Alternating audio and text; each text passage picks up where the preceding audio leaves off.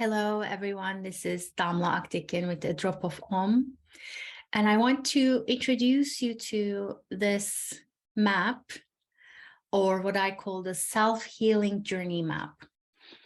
And it's a way for you to think about where you might be on your healing journey.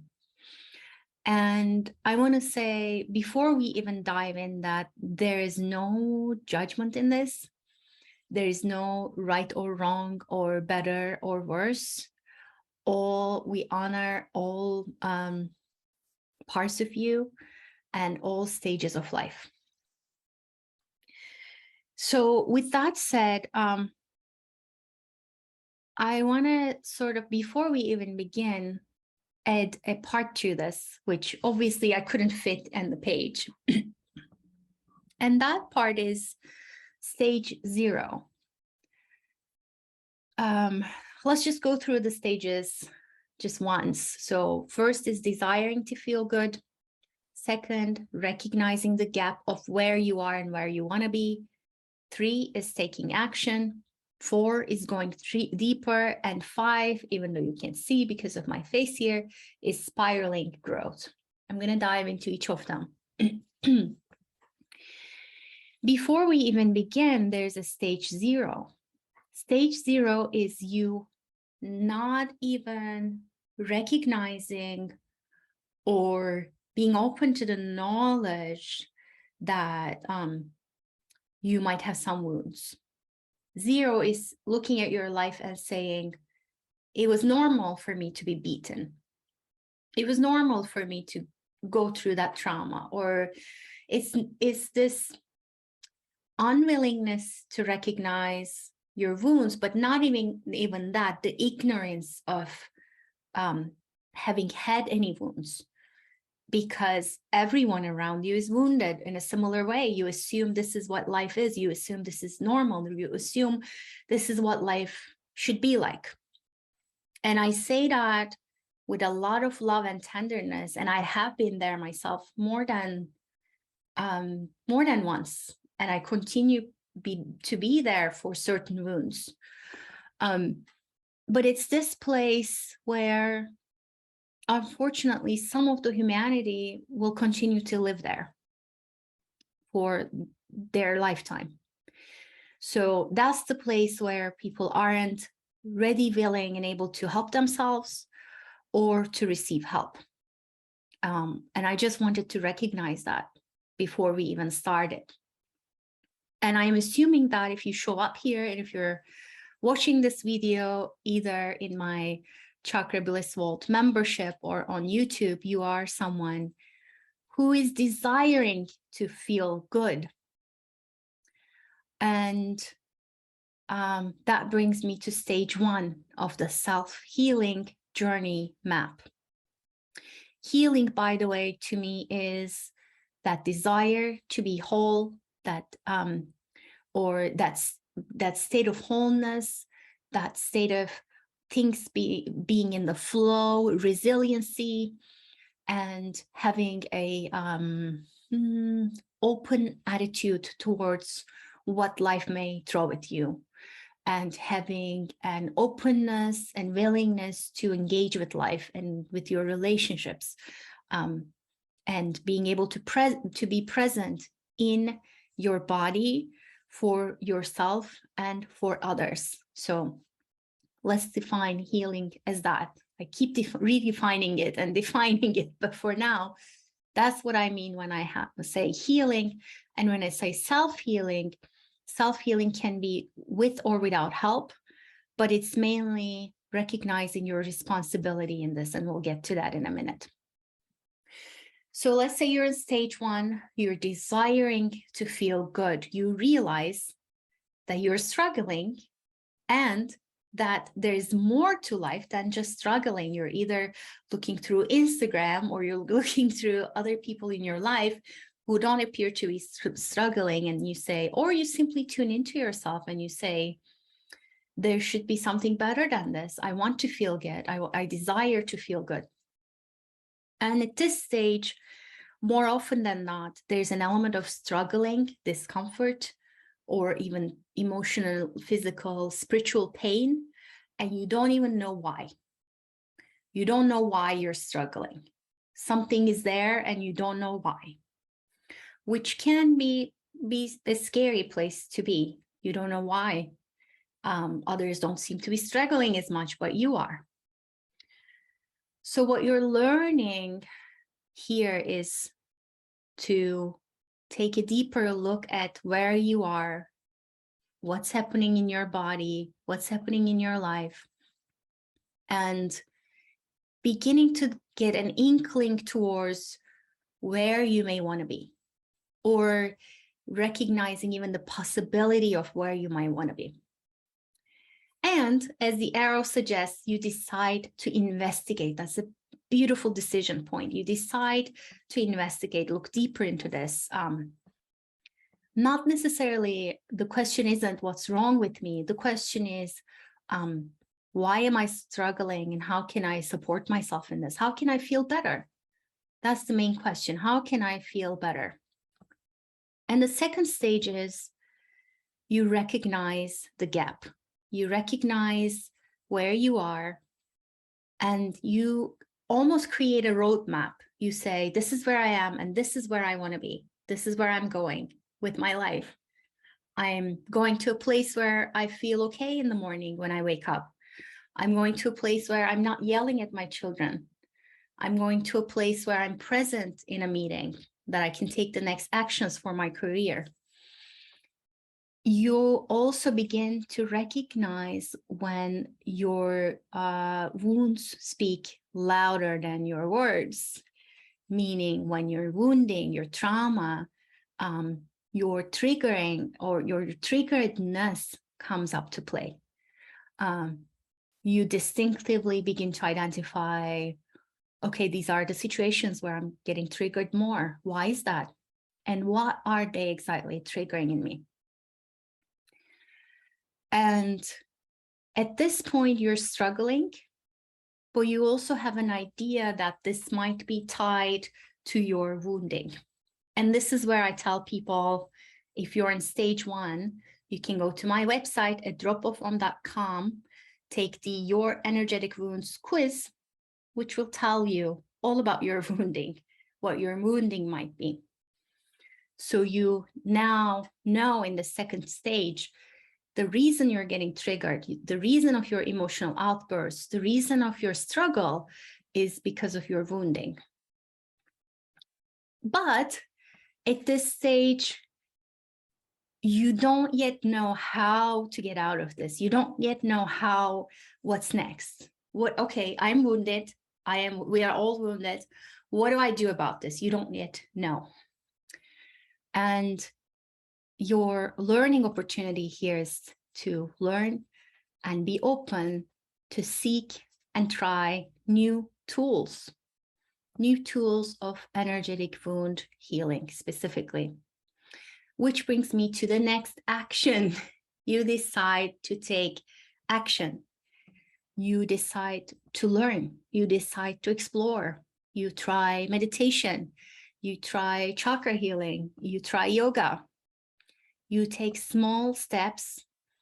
And this stage of taking action is mostly do it yourself, because if you've been a wounded bird, you're not going to ask for help for flying most of the time, because people haven't been there for you.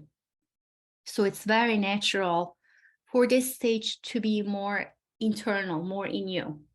That's not to say you can't get help here, but there's the part of you that says, I don't know how I'm going to trust that person. I don't know if I can open myself up to vulnerability, like everything's still tender. Do I even want to go there? So this is mostly do it yourself, which is completely, again, fine. No judgment in any of these stages. So as you're doing it yourself, as one often does, you're still struggling on and off. Some of what you do works, some of what you do doesn't work. You have tools. And for me, initially, those were, I've been through all of these stages, by the way. I continue to be through all of these stages, so bear with me here. So for me, this was, well, the zero part was for me most of my life up to my 30s, up to my, I should say, mid-20s, and then desiring to feel good, recognizing the gap. And then what led me to take action was my becoming a mom journey. And at that point, I reached towards goals. And even before that, I reached towards yoga. And then I reached towards mantras, crystals, EFT tapping. But when you have tools like that, if you're not a crazy person who goes all in like me, at this point, you're also having trouble trusting the tools. So your tool commitment is not consistent or regular. You feel also that they're not always making a difference. And what you don't recognize at this point is if you're coming in with an empty well, an empty tank, you're running on very low, what the tools like crystal healing do is they add a little bit of a drop inside, and which doesn't always feel like it's making a huge difference, but it is. So you need to keep adding the drops in through consistent practice. But at this point, you're still, again, making contact with these wounding, and you're like, oh, maybe this tool worked, maybe it didn't. And like, I'm not sure. As let's say you're practicing with a crystal and you're like, the place I was lying on was too hard. I don't like the voice of this teacher. I don't like Dhamma's voice. Like, I don't understand what she's doing. So there's a little bit of a trust issue going on. As you're struggling on and off, there's also a wish of like an instant resolution, which unfortunately doesn't happen most of the time, especially if you're really super depleted. It takes time to cultivate your resourcing, refilling. And then unfortunately, one thing that I see here is, let's say you're a member in my crystal healing membership, Chakra Bliss Vault, and you say, I'm doing the healings on and off here, and they don't quite work. And the reason they don't quite work is you haven't really committed to doing them regularly. But let's just say, you have tools. You have tools, whether it's through my membership, which provides you easily accessible inner resources, energetic resourcing, deep healing, crystal healing meditations, or you might have some other resources. You might have dipped your feet through meditation or some other tools like EFT tapping. But let's just say you have tools, but you're not consistent with a deep enough commitment to these tools. You have some trust issues with regards to the tools, and the extra help, extra meaning outside of help that might come into your life. You have a lot of reservations about those. And then the next learning step here is learning to commit time, resources, and energy for healing. Meaning that one drop that you put in, that one healing you listen to once a month can only do so much. If you come to me and say, Dhamma, like I've been doing this just once a month, I listen to a 10-minute healing, and I'm going to say to you, that's wonderful. And that's beautiful in what stage you're in, you're taking action. Then I would say your next step is going deeper, deciding to go all in, deciding to schedule when you listen to the healings in my membership or whatever other practice you're doing, deciding to say, okay, this is here, this is a tool. Let me put all my time and energy into exploring what this can bring me in terms of resourcing, refilling my inner well. You take the leap. You invest in better tools with a bigger commitment. or you invest in with time and commitment to your existing tools. And you say, Damla, I'm going to be listening to an energy healing from you, which is a soothing, loving container for healing and nervous system relaxation. I will do that every single day. And you seek help from others instead of trying to do it all yourself, which is, again, nothing wrong with it. If you feel like that's sustaining you in the moment, that's beautiful. But then you seek help, you get membership again from my Crystal Healing membership, or you say, Damla, I'm willing to look at my wounding deeper. I'm willing to work with you to discover my unique connections and gifts that are hidden inside. Let's do this. You invest with a bigger resource commitment, a bigger financial commitment, and a bigger time commitment. And you seek help from others and experts who will hold the place and mirror you the inner healer that you have. That's all we do as healers. They will mirror you the inner healer that you already have and you are. There is,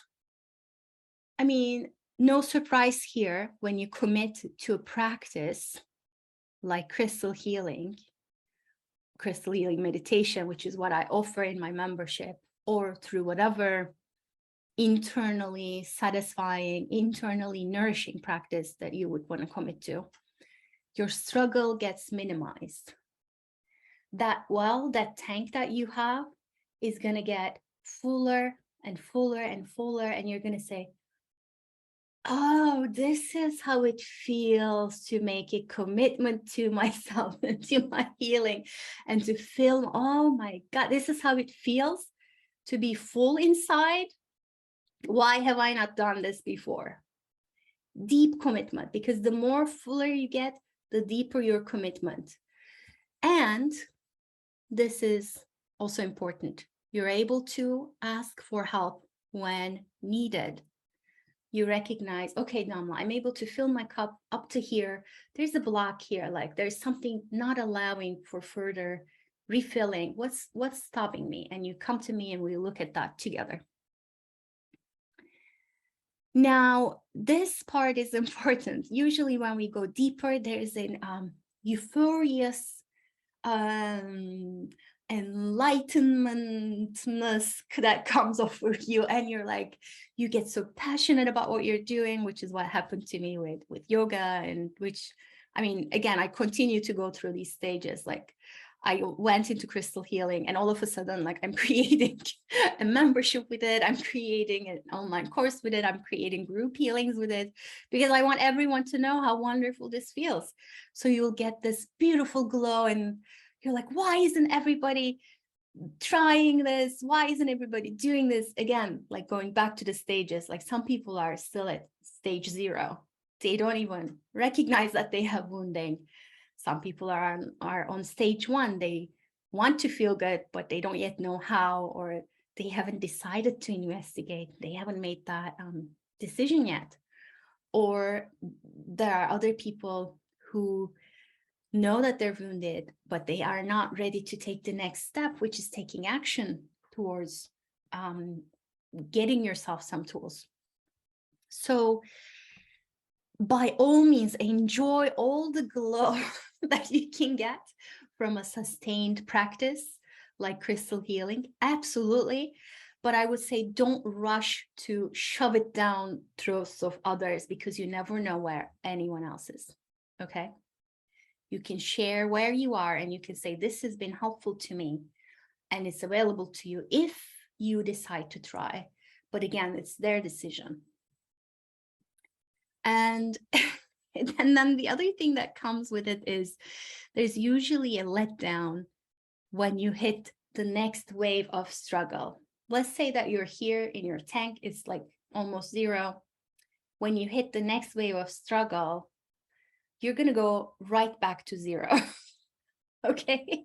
So when you filled your well and your tank up to, like, let's say half point, when the next, excuse my language, like the shit hits the fan, you're going to be like, you might come back to stage 3. like a little bit more struggling on and off. Probably not all the way to zero, but there might be some elements of that too. So this going deeper and getting help and making a commitment doesn't mean life is not hard. Life is hard. The wounding still will appear in other ways, in other different layers, which brings me to the next level in your journey, which is what you're learning in this going deeper, is learning to ride the waves of struggle.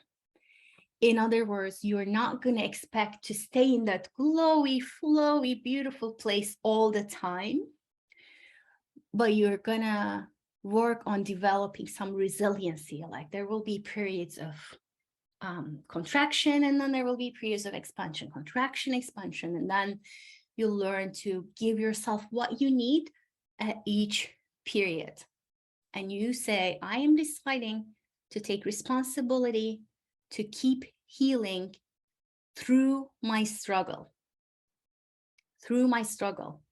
And this is the part that I call the spiraling growth, because the next time you hit the same wound, it's not going to be the same because you've done all the work. It might seem like a circle, you're hitting the same place. No, you're going to be hitting it from a different vantage point, and the next time a different vantage point.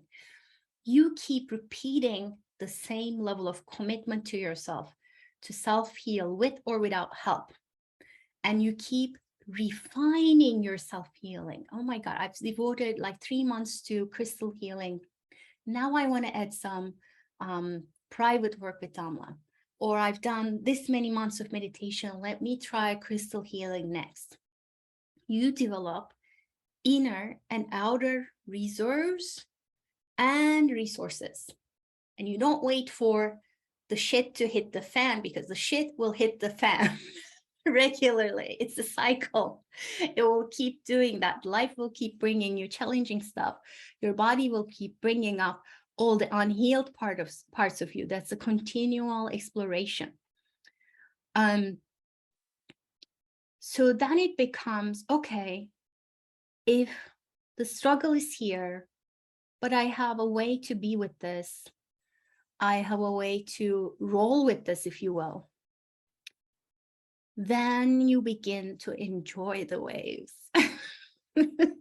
And that's the beautiful part. I have to say, I'm not there yet. I am not there yet. There are parts I do not enjoy. There are certain celestial, I should say, astrological things happening in the world throughout the year. And I'm like, oh, Mercury retrograde again, like I don't enjoy, or like an eclipse, or I mean, anything that happens in life that brings up another layer of your wounding. I'm like, really, just one more layer. But there are also now, throughout years and years of practice, parts that I can see playing out. Like I can see myself going to a certain level of pattern or story. Let's say if I have a technical problem, which is another trigger for me. And I can sort of say, okay, Damla, it's time to step back and away from the computer and let's go take a walk in nature. Let's resource you. And then I go to my inner work, crystal healing, and I reach out to my healers who are there for me, who can hold space for me to make meaning out of struggle. That's the work of this part. Make meaning out of struggle. Turn struggle into grace. And this is the part where we are throughout this lifetime and potentially in others. We're learning and relearning to be joyful within the cycles and waves of life. And I say that with a lot of love, There are some struggles that are really hard to be held in a joyful way, right? There's loss, there's deep sadness, there's deep unmet needs. There's also deep struggle in relationships. Sometimes I'm going to say I recognize and I see all of that. When I say joy, I don't mean like this exuberant happiness or this sense of la la la light and airy all the time. When I say joy, I'm talking about this presence in your body. This container that you've expanded can now hold the waves of struggle, can now look at the waves of struggle and say, oh, this sensation and this sensation. And this part of me, let me hold that in love. This part of me, let me look at that in love. And if it's really hard to hold myself in love right now, or hold this situation in love, may I just be held in love. May I just be held in love by my divine soul, by my divine helpers, by the divine love and source in the universe. And that's what the Chakra Bliss Vault healings do. They hold you in love through everything. And that's a beautiful gift. And it's mind-boggling to me why you wouldn't want to do that. I mean, why would you not want to be held in love every single day? And the love that I'm speaking of is not judgmental. The love I'm speaking of when I say divine, I mean the presence in you that can hold everything in love, the light and the dark, unconditional love.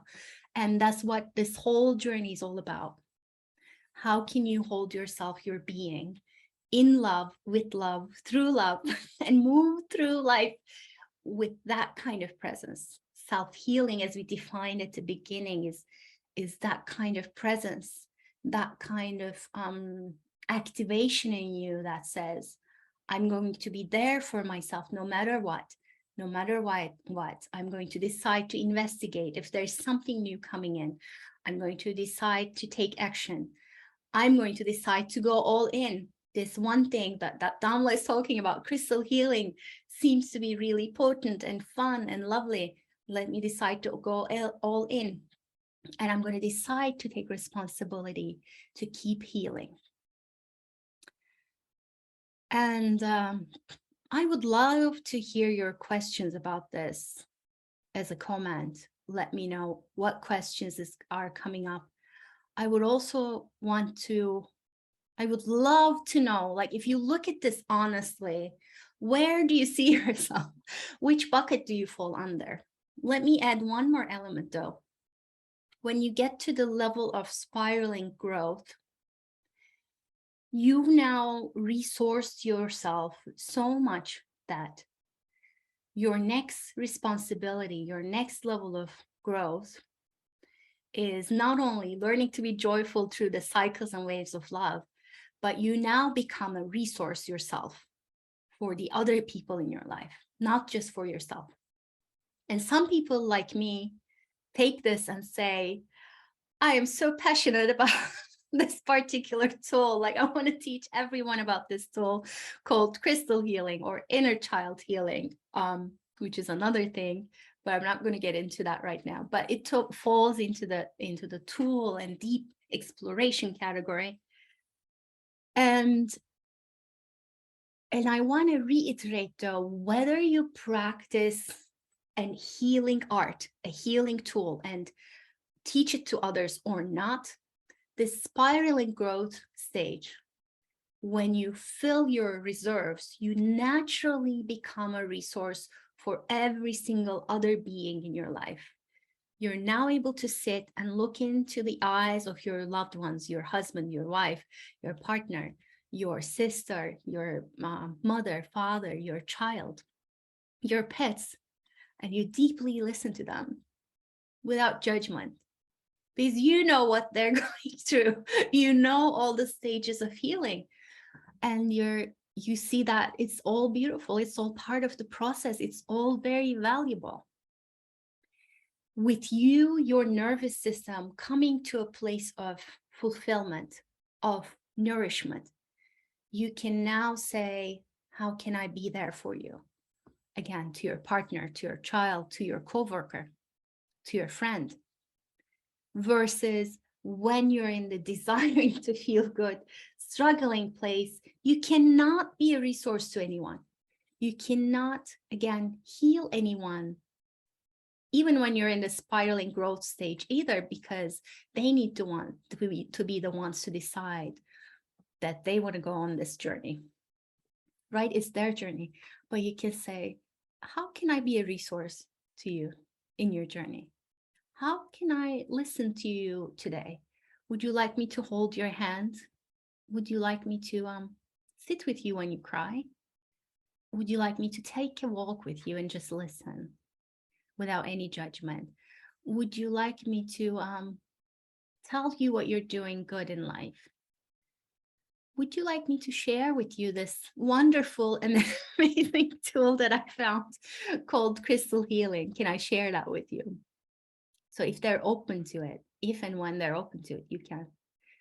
But even if you don't say or do any of this, you are inevitably, because you are deeply grounded and expanded in your nervous system, you are going to be a resource to everyone around you and to this world. And that is deeply needed right now. So whether you choose to work with me to go deeper or not, or whether you choose to, if you're not already, whether you choose to become a Chakra Bliss Vault member or not, please take into account and again, share with me in the comments, where are you on this journey? Which stage are you in? 1, 2, 3, 4, 5, 0? And which stage are you reliving? You feel like you've healed everything. I hear that a lot too.